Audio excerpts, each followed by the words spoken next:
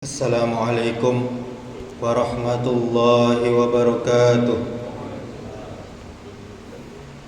Alhamdulillahi rabbil alamin, wa bihi nasta'in ala umurid dunya waddin.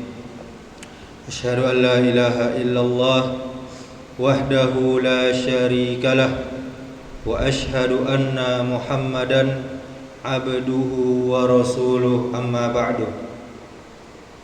Bapak Ibu jamaah yang dirahmati Allah Subhanahu wa taala, kita bersyukur kepada Allah Subhanahu wa taala atas begitu banyak nikmat yang Allah berikan, Allah karuniakan kepada kita, sehingga kita masih bisa beribadah kepadanya. Kemudian marilah kita memperbanyak salawat kepada Nabi kita Muhammad sallallahu alaihi wasallam. Allahumma salli wa sallim wa barik ala Muhammadin wa ala alihi wa ashabihi ajma'in.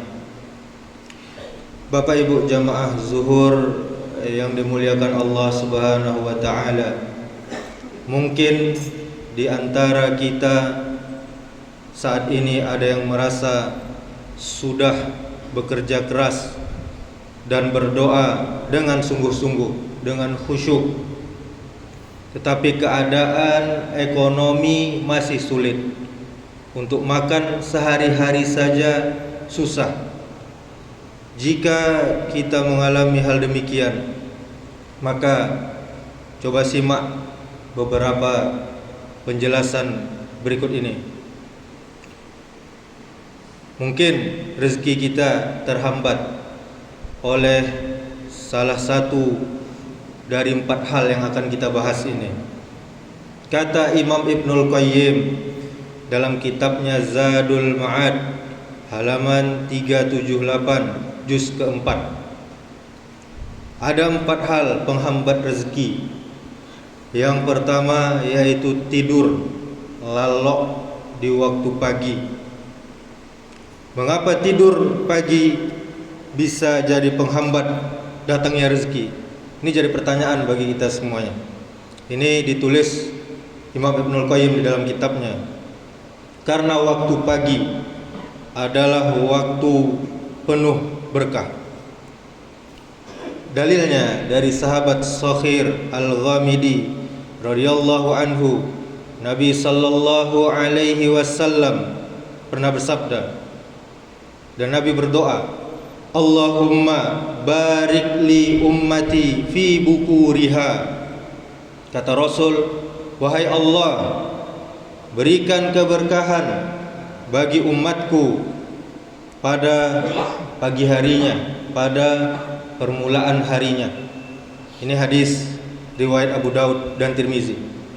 Bapak Ibu, apabila Nabi sallallahu alaihi wasallam mengirim peleton atau pasukan untuk berperang, beliau sallallahu alaihi wasallam mengirimnya pada pagi hari.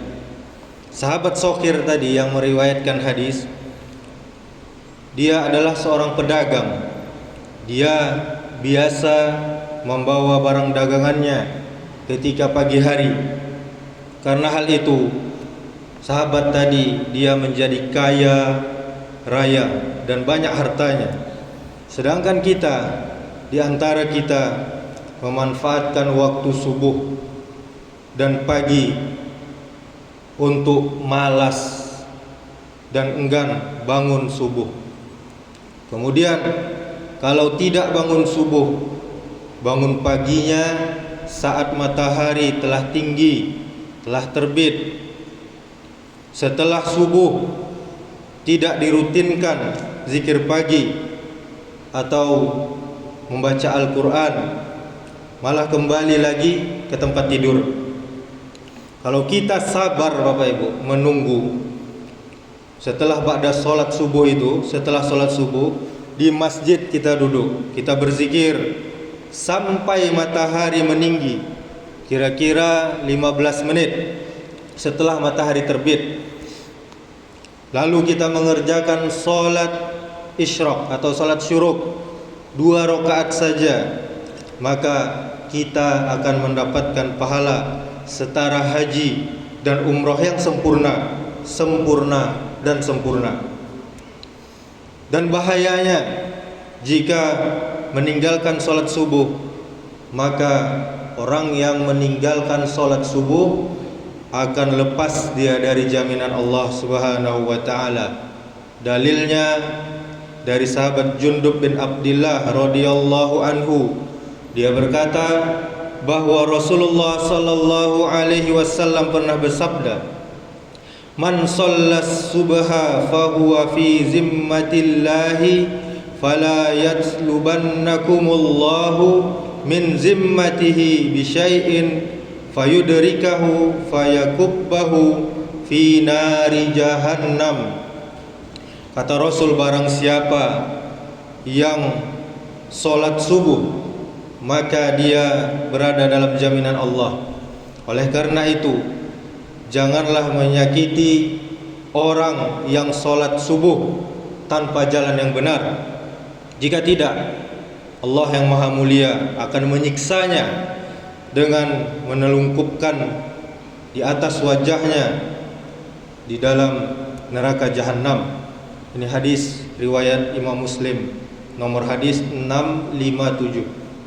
Kemudian yang kedua, Bapak Ibu Saudaraku, yaitu sholatnya sedikit.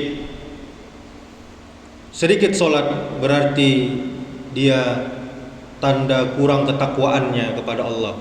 Padahal takwa itulah pembuka pintu rezeki. Allah berfirman di dalam sebuah ayat, barang siapa yang bertakwa kepada Allah, niscaya dia akan mengadakan baginya jalan keluar. Allah akan memberikan dia jalan keluar, dan Allah memberinya rezeki dari arah yang tidak dia sangka-sangka. Barang siapa yang bertawakal, menyerahkan dirinya, urusannya kepada Allah, niscaya Allah akan mencukupkan keperluannya, kebutuhannya. Sesungguhnya Allah melaksanakan urusan yang dikehendakinya. Sesungguhnya Allah telah mengadakan ketentuan bagi segala sesuatu. Ini bisa kita lihat dalam Al-Quran surah At-Tolaq ayat 2-3. Kemudian Bapak Ibu, yang ketiga, penyebab rezeki terhambat, yaitu bermalas-malasan. Bermalas-malasan juga jadi sebab rezeki sulit datang. Karena seorang muslim, kita semuanya seorang muslim, dituntut untuk bekerja, untuk ikhtiar yang halal dan bertawakal, menyerahkan hasilnya kepada Allah Subhanahu wa taala. Kita bisa lihat burung. Seandainya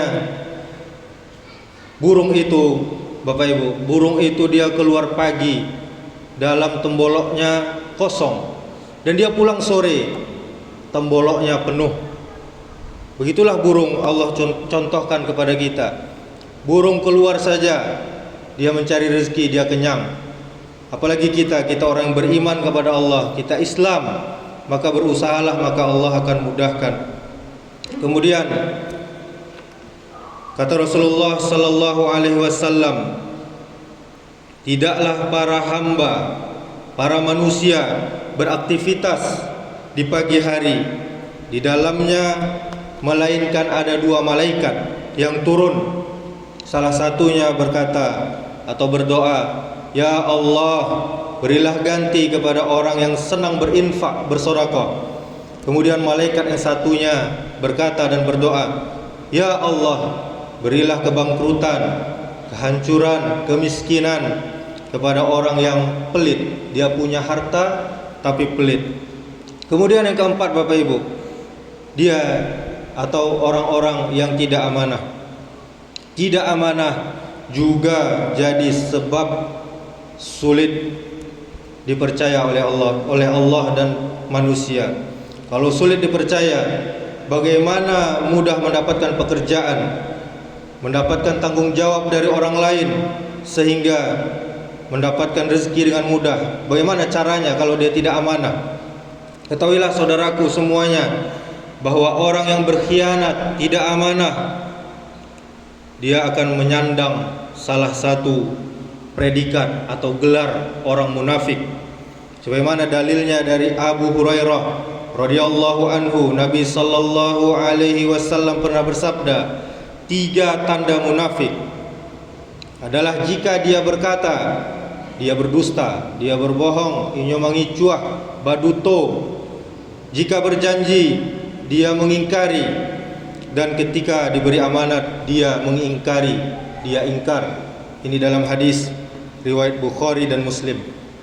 Bapak Ibu jamaah yang dirahmati Allah Subhanahu wa taala. Oleh karena itu, marilah kita koreksi diri. Manakah yang termasuk penghalang datangnya rezeki kita? Setelah kita mengetahuinya, kita tahu bahwasanya kita ada termasuk dari 4 ciri tadi. Kita perbaiki diri kita. Kita beristighfar kepada Allah, kita bertaubat kepada Allah Subhanahu wa taala. Semoga Allah Subhanahu wa taala memberi taufiknya, memberi hidayahnya kepada kita semua, sehingga rezeki kita dibuka selebar-lebarnya. Amin ya rabbal alamin. Demikianlah, subhanakallahumma wa bihamdika asyhadu an la ilaha illa anta astaghfiruka wa atubu ilaik. Wassalamualaikum warahmatullahi wabarakatuh.